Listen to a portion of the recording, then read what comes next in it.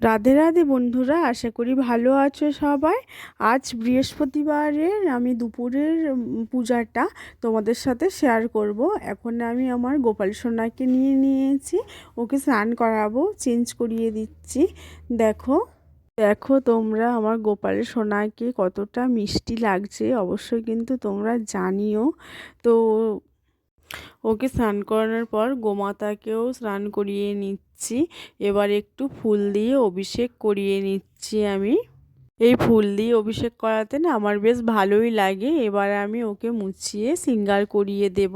তোমরা জানিও কিন্তু আমার গোপাল সোনাকে কেমন লাগছে। দেখো তোমরা, সিঙ্গার হয়ে গেছে, কেমন লাগছে বলো। আর দেখো আমি এবার ভোলানাথকেও অভিষেক করিয়ে নেবো।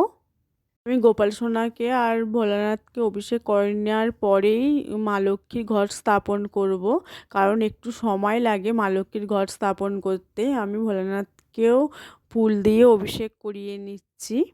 আমার হয়ে গেছে ভোলানাথকে অভিষেক করানো। এবারে আমি চলে এসেছি মা লক্ষ্মীর ঘর স্থাপনের জন্য। আমি প্রথমে ঘটে মঙ্গল চিহ্ন এঁকে নিচ্ছি। এটা মা লক্ষ্মীর ঘর স্থাপনের আগে একদমই করে নিতে হয়। মঙ্গল চিহ্ন এঁকে আমি ওর ধার দিয়ে এবার 5টা সিঁদুরের ফোঁটা দিয়ে দেব। তো তোমরা দেখতে থাকো, যা যা করতে হয় আমি এই ভিডিওতে সবটাই দেখিয়েছি। তো তোমরা দেখতে থাকো। দেখো আমি 5টা সিঁদুরের ফোঁটা দিয়ে নিচ্ছি।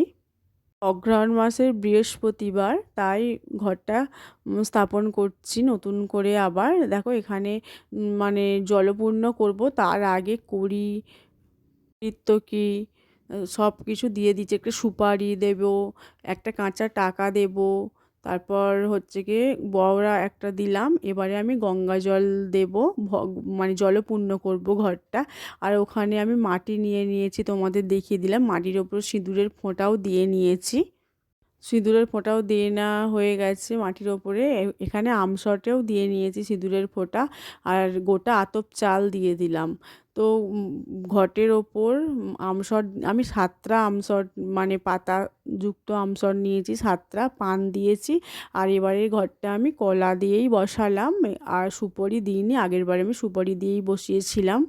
এবার আমি ভোলানাথকে বসিয়ে দিয়েছি, গঙ্গা জল মাথায় দিলাম, ফুল দেব। আর এখানে দেখো চেলি কাপড় দিয়েছি, মায়ের শাঁখা নোয়া দিয়েছি, আর একটা পইতে দিয়েছি সিদ্ধিদাতা গণেশের উদ্দেশ্যে বস্ত্রস্বরূপ। আর আমি প্রভু নারায়ণের উদ্দেশ্যেও বস্ত্রস্বরূপ একটা পইতে দিয়েছি। ওখানে আছে ঠান্ডা বলে ওই চাদরটা গায়ে দিয়ে দিয়েছে বলে তোমরা দেখতে পাচ্ছ না। আর এখানে ভোলানাথকে ফুল দিয়ে দিয়েছি। তো জানো লক্ষ্মী পুজো দূর্বা ছাড়া অসম্পূর্ণ। দূর্বাটা আজকে আনা হয়েছিল, তাই গোমাতাকেও একটু দিলাম।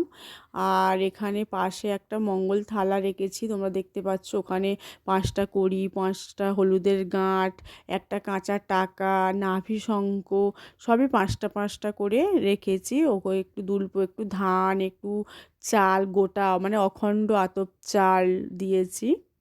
আমার পুরো সিংহাসনটা সব ঠাকুরের ফুল অর্পণ করা হয়ে গেছে। এটা মা তুলসী। আর আমি ভোগ দিয়ে দিয়েছি, এবার আরতি করে নিচ্ছি। পূজা এবার আমার শেষের পথে। আজকে আমি একটা ঘিয়ের প্রদীপ দিয়েছি মা লক্ষ্মীর কাছে। ইচ্ছা আছে এই দুপুরবেলা পূজা করছি, এখন থেকে পুরো সন্ধে দেওয়া পর্যন্ত ওটা জ্বলবে, রাত পর্যন্ত জ্বলবে। এখানে আমার গোপুসোনাকে একটু খাইয়ে দিচ্ছি। পূজা করলে নিজের হাতে একটু না খাইয়ে দিলে ঠিক ভালো লাগে না, তোমাদের আগের ভিডিওতেও বলেছিলাম। আর বৃহস্পতিবার ঘর স্থাপন করে মা লক্ষ্মীর পুজো তোমাদের কেমন লাগলো জানিও। আর যদি কিছু ভুল হয়ে থাকে তোমরাও আমাকে জানাতে পারো, যে এটা দিলে ভালো হতো, ওটা দিলে ভালো হতো। তোমরাও আমাকে কিছু কমেন্ট করে জানাতে পারো। শেখার তো শেষ নেই, তোমাদের থেকেও আমি কিছু শিখতে পারি। তোমরা জানিও আমার এই সিংহাসনটা কেমন লাগছে। আগে তো ছিল না, এটা আমি নতুন করে করেছি। তো যাই হোক, আজকের মতো পুজো এখানে কমপ্লিট হলো। রাধে রাধে। সবাই কিন্তু ভালো থেকো, সুস্থ থেকো।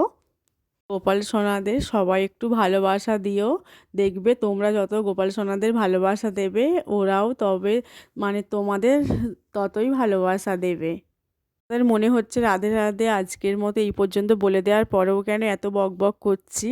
আমার মনে হলো তোমাদের এই কথাগুলো বলি। যাই হোক, টাটা।